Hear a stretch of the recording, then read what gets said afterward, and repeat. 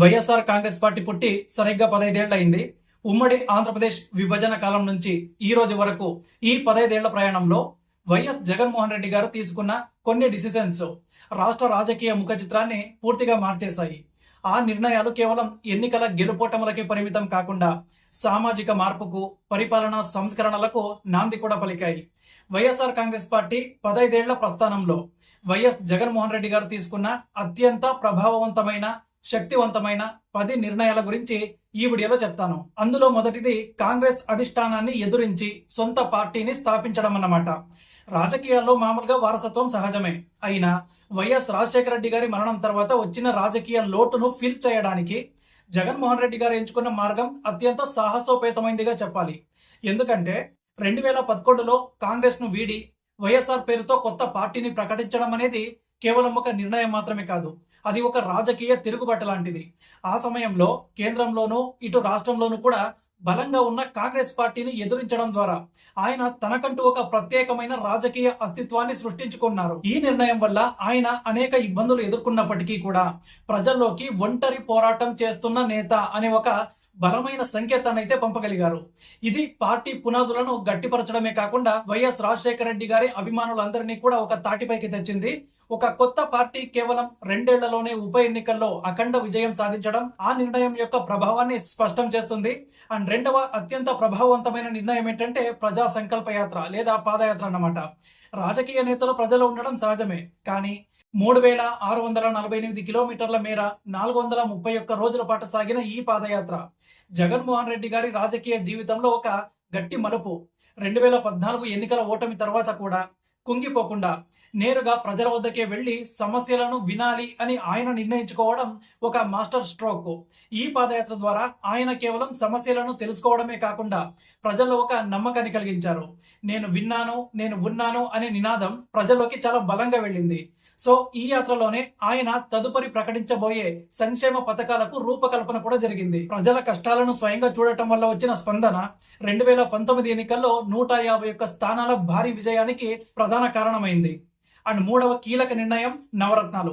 జగన్ గారు ముఖ్యమంత్రి అయ్యాక ఎన్నికల మేనిఫెస్టో అంటే కేవలం కొన్ని హామీల పత్రాలు కాదని, అది ఒక పరిపాలనా పంథాని జగన్ నిరూపించారు. 9 రకాల సంక్షేమ పథకాలను ఒకే గొడుగు కిందకు తెచ్చి వాటిని నవరత్నాలుగా అభివర్ణించడం ద్వారా సామాన్య ప్రజలకు పథకాలపై అవగాహన పెంచారు. ఇందులో భాగంగా రైతు భరోసా, అమ్మఒడి, ఫీజు రీయింబర్స్మెంట్, ఆరోగ్యశ్రీ వంటి పథకాలు ప్రజల జీవితాల్లో ప్రత్యక్షంగా మార్పును తెచ్చాయి.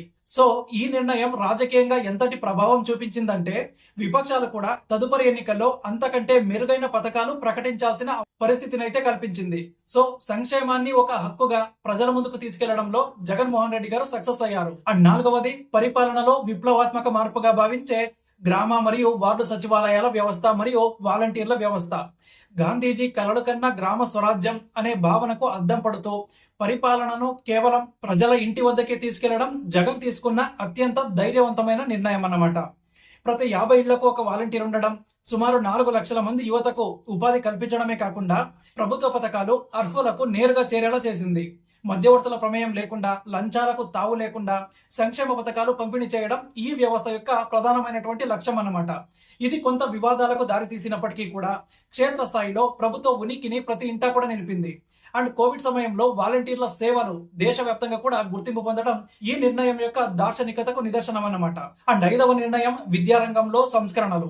ముఖ్యంగా నాడు నేడు మరియు ప్రభుత్వ పాఠశాలల్లో ఆంగ్ల మాధ్యమం, ఇంగ్లీష్ మీడియం కేవలం పేదలకు డబ్బు ఇవ్వడమే కాకుండా వారి పిల్లలకు భవిష్యత్తును మార్చడం ద్వారానే పేదరికం పోతుంది అని నమ్మిన జగన్ పాఠశాలల రూపురేఖలను మార్చాలని నిర్ణయించుకున్నారు. ప్రభుత్వ బడి అంటే శిథిలావస్థలో ఉండే భవనాలు కావు, కార్పొరేట్ పాఠశాలలకు ధీటుగా ఉండాలని నాడు నేడు ద్వారా మౌలిక సదుపాయాలను మెరుగుపరిచారు. అండ్ అలాగే గ్లోబల్ పోటీని తట్టుకోవడానికి ప్రభుత్వ పాఠశాలల్లో ఇంగ్లీష్ మీడియం ప్రవేశపెట్టడం సామాజికంగా పెద్ద చర్చకైతే దారితీసింది.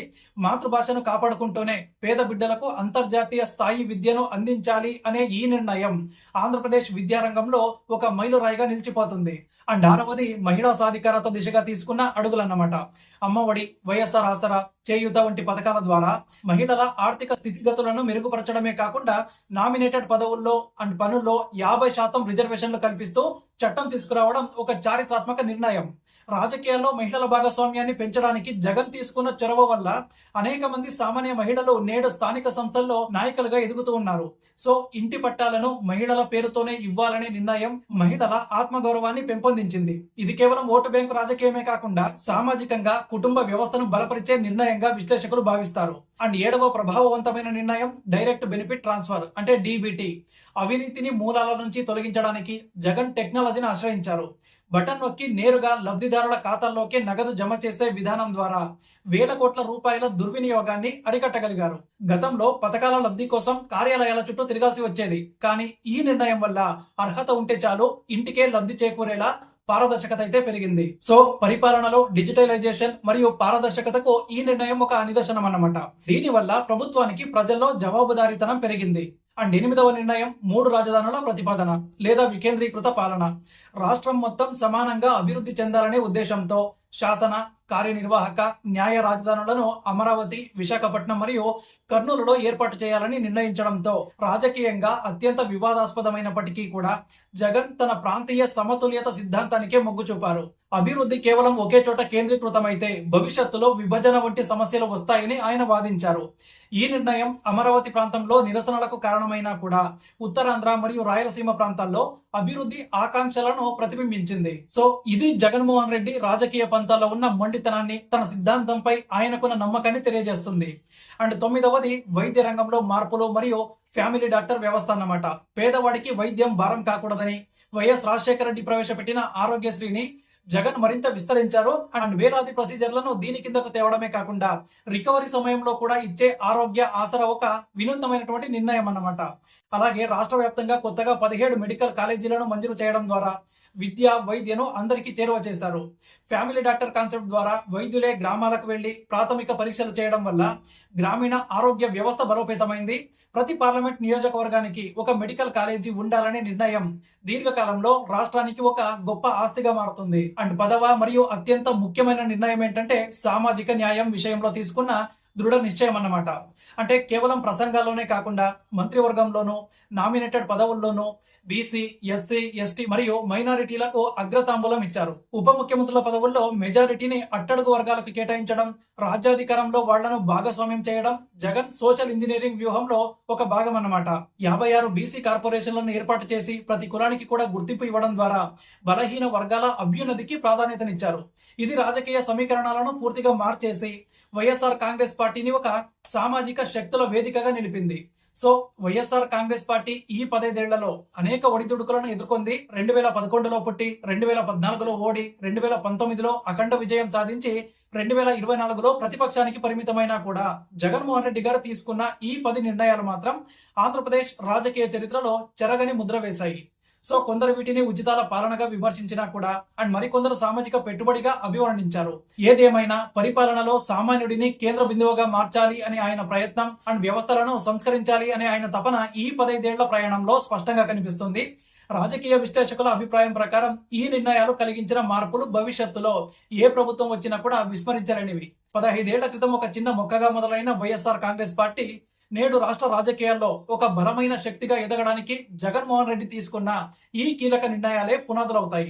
అధికారంలో ఉన్నా లేకున్నా ప్రజల మదిలో ఈ పథకాలు మరియు సంస్కరణలు ఎప్పుడు కూడా చర్చనీయాంశంగానే ఉంటాయి. రాజకీయ గమనంలో వ్యూహాలు మారొచ్చు, కానీ జగన్మోహన్ రెడ్డి గారు అమలు చేసిన ఈ వినూత్న ప్రయోగాలు తెలుగు రాష్ట్రాల రాజకీయాలకు ఒక నూతన భాష్యం చెప్పాయి అనడంలో సందేహం అయితే లేదు. మీకేమనిపిస్తుంది? జగన్ గారి ఈ నిర్ణయాలు మీకేమనిపించాయి? కామెంట్ చేయండి. అండ్ అలాగే మన ఛానల్ ను సబ్స్క్రైబ్ చేసుకొని పెట్టుకోండి.